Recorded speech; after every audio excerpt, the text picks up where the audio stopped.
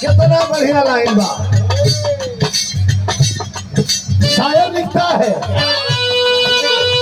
जा रहे हो लौट के लाना, जाने के लिए मना नहीं है, जाओ लेकिन याद रखना क्या,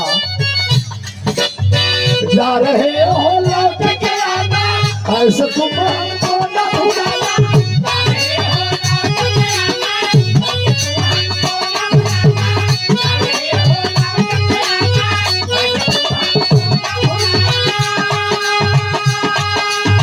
जा रहे हो लौट के आना, ऐसे तुम हमको न भुलाना।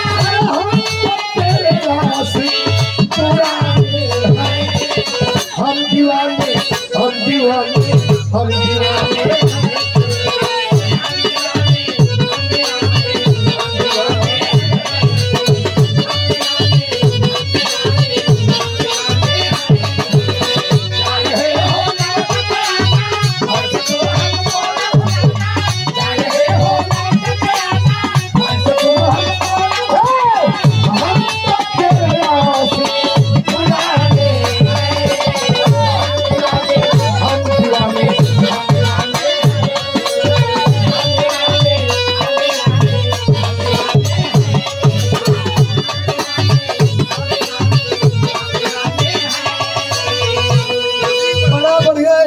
ट्रेंडिंग में चलत बा, जाने के सुमन पाल जी सुनौली।